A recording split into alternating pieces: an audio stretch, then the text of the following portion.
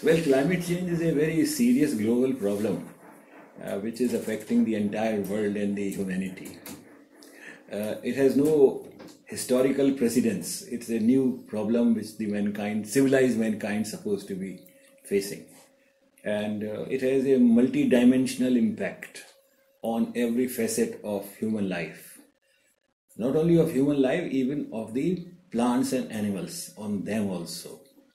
And it is threatening in a big way. Climate change is the changes that occur in the weather patterns across the globe because of certain changes in underlying things. So climate change is not new. It has been going on for several decades, and that has been going on because of anthropogenic activities, which is in plain English human activities. A climate is a long-term average of the climate condition at a particular place. For example, we know that in December in Delhi, it is going to be cold. But this is not the case in Mumbai or Chennai. December is the same. So it is a 30-year average of any place which really determines the climate of that place. But the day-to-day variation that you see, that sometime in the morning it is raining, in the late afternoon it is bright shine, this is known as weather. So weather is different than climate change.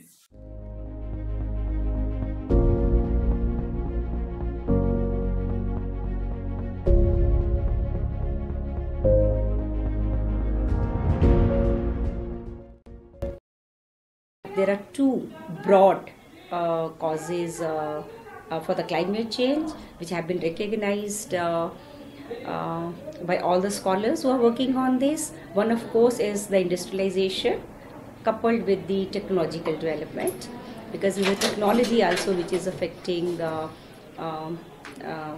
environment, because in climate change we are talking about the greenhouse gas emissions and whatever these new appliances, or maybe in the form of vehicles, or the things which give us the comforts are there. They do emit this greenhouse gases.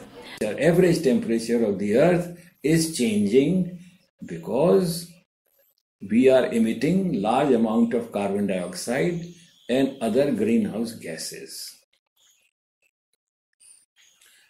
And this is happening because our appetite for fossil fuels, which include petroleum, which include gas, which include shale, and which include all these coal and so on, is increasing. For our industry, for our domestic lighting and our domestic use, for air conditioning, heating and all that. And this is increasing rapidly. As we burn them, more carbon dioxide is emitted. This gets accumulated in our atmosphere and creates a pressure. It was just seen that the problem of climate change is comprehensive. With a number of interrelated phenomena being at play, there are times when citizens too become a contributor through their daily activities. On many occasions, people are actually ignorant of the harm inflicted by them on the environment. Could stubble burning be one of the causes of climate change? You see, the problem of stubble burning is only few years old. Okay. But change of crop always happens to be there. Even before 5 years before or 10 years before. Then how is it that this problem was not there 10 years before? It has come now.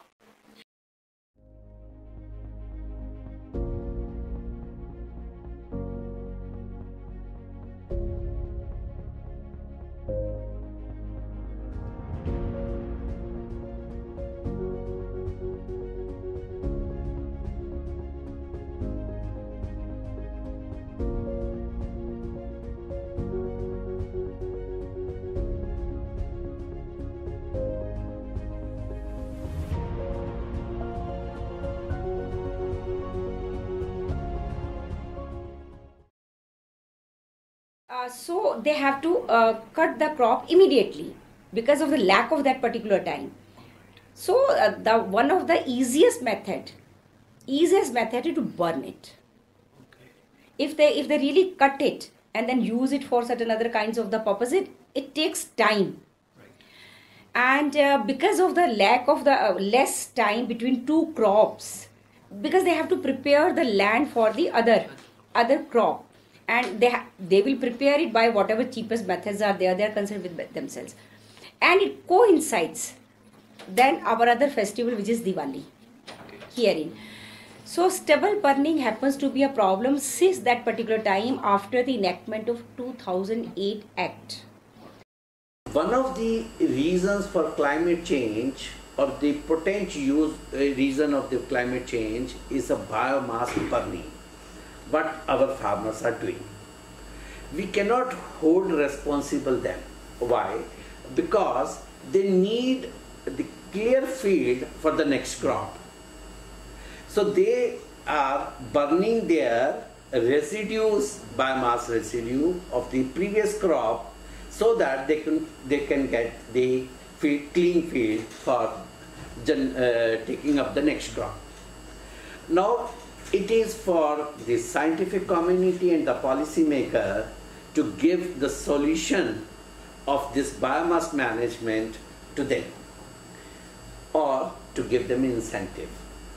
Then only they will be attracted. Although our farmers are now educated, they know what they are doing, and that it is a danger for the environment, for air pollution, because when they burn biomass, the carbon monoxide is there, many other and beside gases.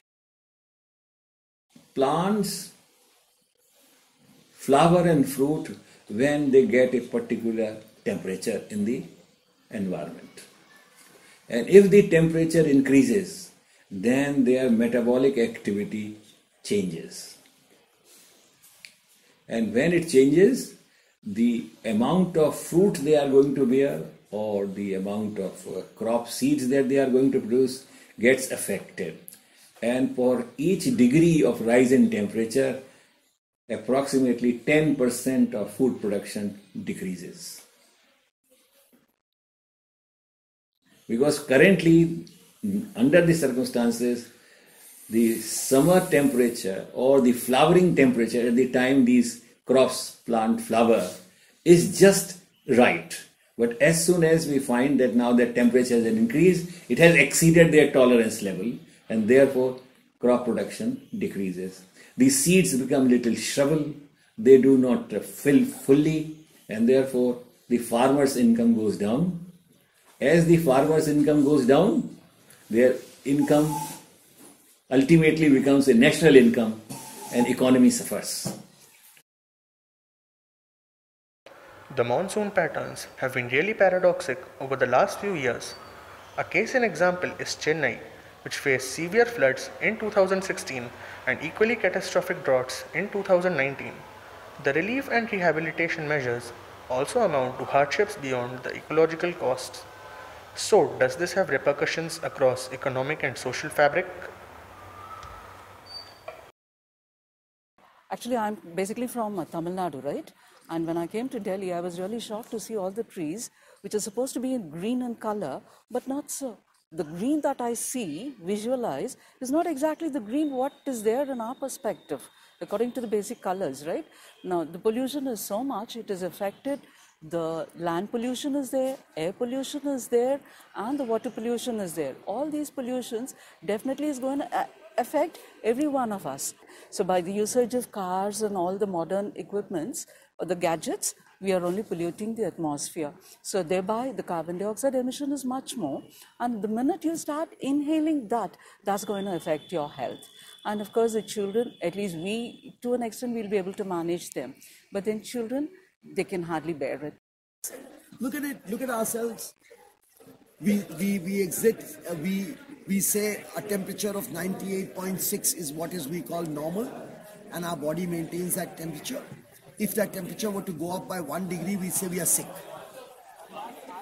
Okay, we are talking about Earth changing its temperature by a couple of degrees. So if you look into the water aspect, now water is a natural resource. We all understand, everybody understand. What we probably have to go deeper into is the hydrogeological cycle. The hydrogeological cycle is what people have to understand, that the water comes from an origin and it goes back to the origin.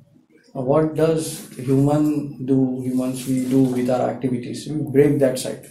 Yes. Or we tend to disturb that cycle to such an extent right now that 80% of the groundwater in India is depleted. And you must have read reports coming out of NITI Aayog, Yes, which is thought to be a credible information institute and think tank, that probably by the next 10 years the water in Delhi is going to be depleted 100%. Aquatic life, not only from the point of view of the fauna but also the flora, is diminishing. And it's not only seeing dead corals, dead animals around the place. Look at the turtles. They're all slowly and steadily diminishing. And it's a pity that because of climate change, because of our neglect in looking after the environment and what we have inherited to pass on to the next generation, that animals are diminishing. That's the pity. And turtle eggs are consumed, turtle flesh is consumed. I mean, this is terrible. Okay, this is a human need, but climate change is affecting them even under the water. Because of a rise in the temperature, and on the other extreme, a lowering in temperature, there are two extremes to the climate change. Animal life is seriously affected. Many areas which are suffering from drought, they are suffering from acute water shortage, such as in South Africa, the Cape. In our case, it is Chennai which was having and worried about its water. A year before, Simla didn't have any water, and they said, please don't come. Right? And there are many other cities which are likely to join this no water status. Floods that we witness, or one unfortunate incident in India has happened of Uttarakhand in 2016. That is also related with the climate change. Certainly the ones most severely affected will be the ones who have the least amount of resources to mitigate the change. Personally mitigate it. So if things are becoming too hot, I'll get an air conditioner because my job allows me to afford one. Okay, those who won't get an air conditioner, their children might die of heat. That is certain, that the ones who are going to be affected by it worse are going to be those who are poorer. The problem is that till the time the world is divided between these very rich, what I would call stinking rich, and the poor, till the time the world is divided in this fashion, those who suffer the bigger problem are the ones those who suffer the bigger problem are the ones whose voice would remain unheard. And in fact, much of the solutions to the problem, or whatever you could call fixes, jugaad, okay, which is not actually getting over the problem of climate change, just making yourself better off, would all be based on the rich finding a way out at the expense of the poor. The adversities of climate change reverberate across a multitude of spheres, impacting the biotic and abiotic balance of the earth. As per Moody's, the Indian economy is most vulnerable to climate change. The calamity threatens to aggravate the income inequality. So, what is the course of action to be adopted? First of all, I will say our efforts are not to stop it. Our efforts are to reduce it. This is one of the things which we have to understand when we are talking about environmental problems. You can never talk about the elimination of environmental degradation or any other kind of the things. Why? Because yes, adaptation, mitigation is there, not elimination. And therefore the use of word mitigation. Why? Because you bring it to that particular extent that there's an assimilative capacity there. Yeah, because these are very important. You see, voice becomes noise, pollution.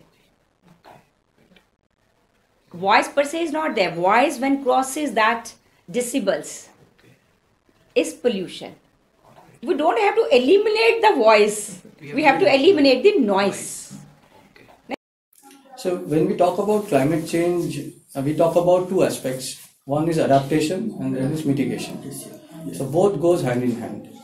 Mitigation is always a kind of reactive measure. An adaptation is something which you can do it proactively. And many people will have different perspective. So people will say mitigation also happens pre-disaster or pre some event incident.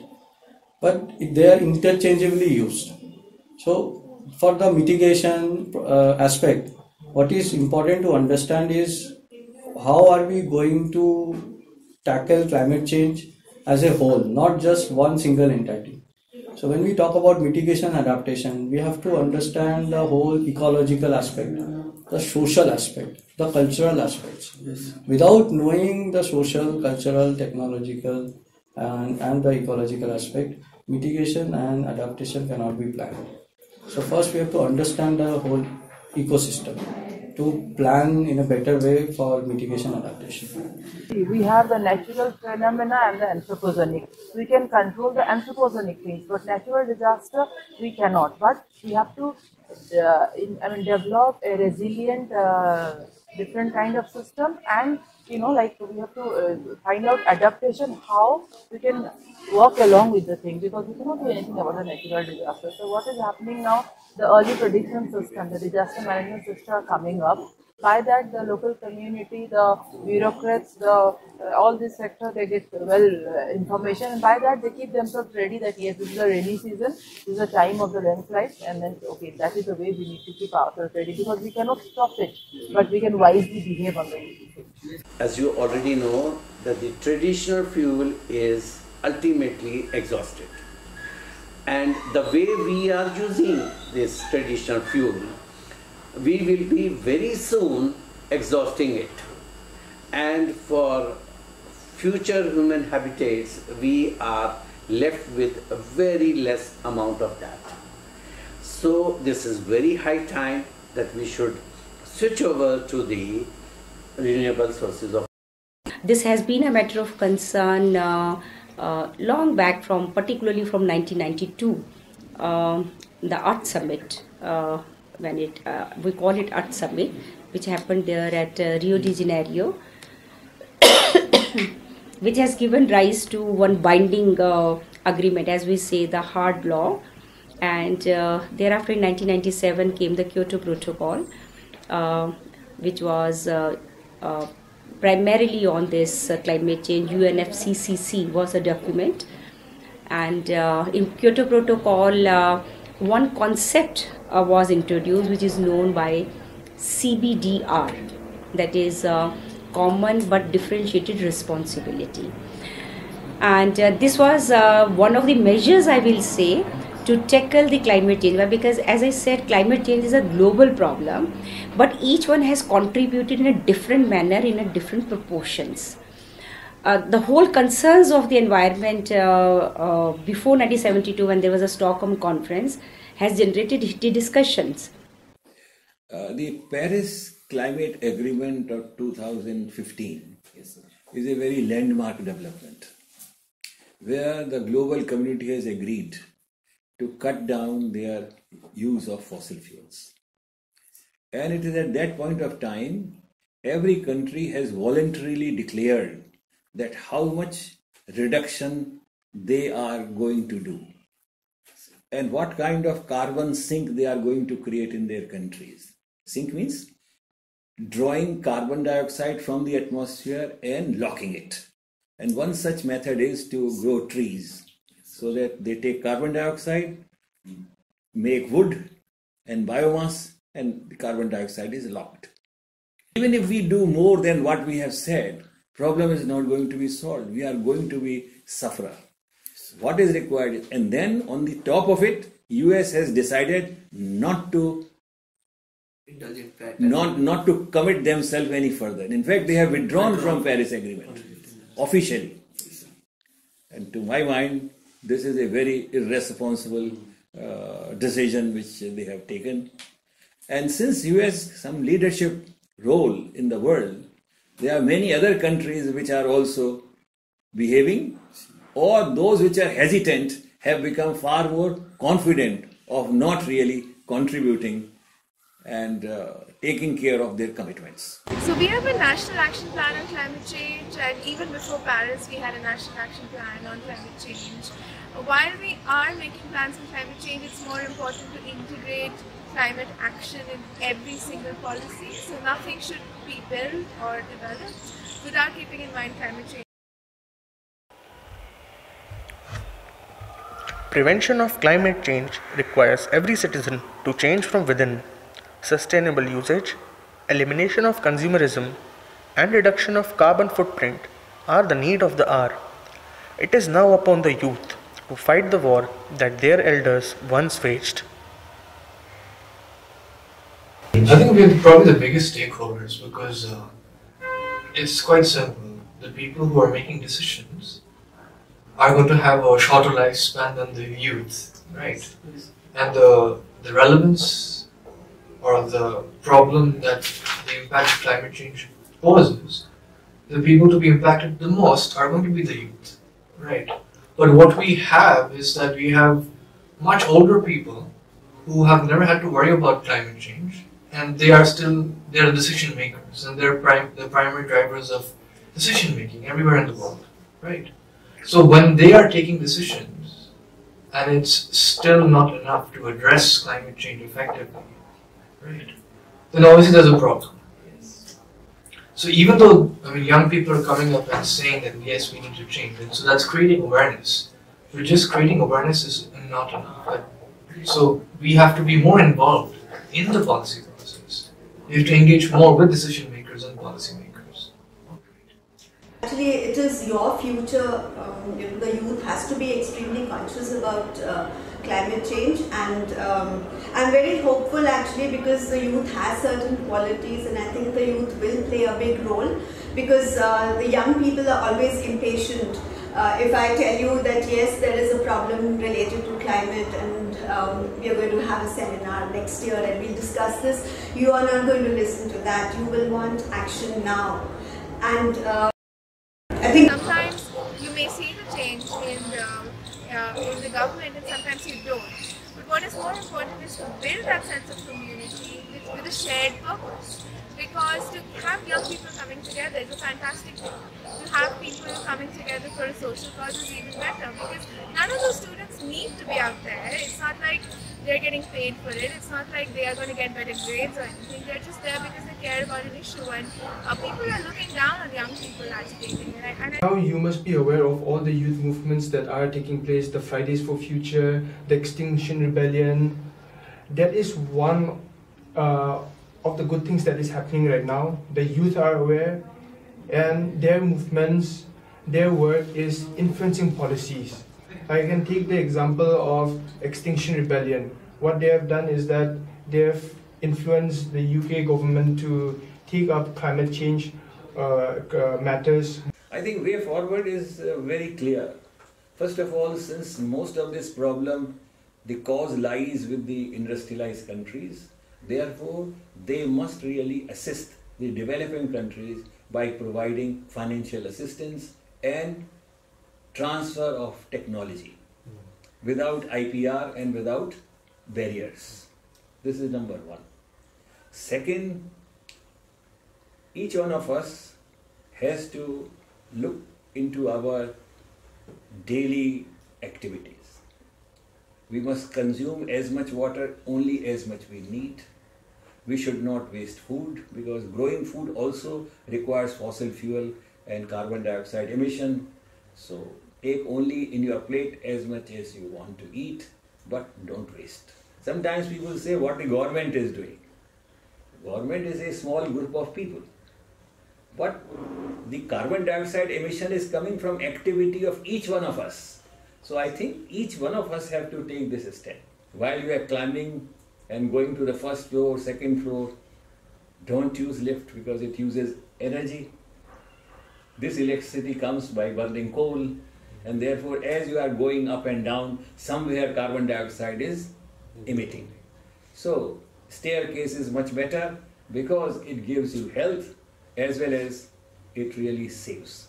Let me give you a very simple incident. When I was under 15, we used to sleep on the roof of the flat, and the maximum energy consumption was using fan, that too for a short period. Then we, after a few years, then we bought cooler, water cooler, because heat was more. It was really uncomfortable during the daytime, but nights were really pleasant at that time also. Then after 10-15 years, we have to have air condition. So in 70s or 80s, there were no air condition, or there may be a very few. But these days, you have to have a air condition. It is not luxury now. It has become essential in the urban areas, particularly I'm seeing. And I have also seen now in a house, you don't have one AC. If you have 4 rooms in your house, you will have the 4 AC. So that is the, a direct feeling of the warming, the temperature rise. Your attempt for this documentary itself is one way how you can bring in awareness to the public. Maybe the level at which you are going to showcase your documentary could also play a role. And you are young students. Through your council, through your departments, through your other colleagues, now we have WhatsApp. You could share your link and the document and multiply that and see that it goes to as many as possible. Maybe you could give targets to your colleagues to showcase in various villages and in all the parts, maybe to the government departments as well. There are so many movies also that are coming now, so on in various languages, which try to highlight how the effect is there on water and on temperatures and so on. मैं हूँ धरा, मैं जननी हूँ तुम्हारी, पर मैं तुम्हें याद नहीं, मैं तुम्हारा ख्वाब नहीं। सुंदर सुशोभित धरा को लगा लालच का ऐसा ग्रहण कि जर्रे जर्रे से खो गया मेरा अस्तित्व। सांस सांस में कोहरा है, इस दर्द से मेरा हृदय रो रहा है। छील छील कर खाल मेरी, टुकड़ा टुकड़ा बांट दिया। ए इंसान मेरी संतान, ना जाने किस बात का तूने प्रतिकार लिया। मेरी निर्दयी संतान, कहता है तू खुद को सबसे बड़ा। तू सफलता के नाम पर ना जाने कितनी असफल सीढ़ियाँ चढ़ा। क्यों बन रहा है तू अनजान, आखिर क्यों लिख रहा है खुद की मौत का पैगाम। मैं हूँ धरा, मैं जननी हूँ तुम्हारी, पर मैं तुम्हें याद नहीं, मैं तुम्हारा ख्वाब नहीं।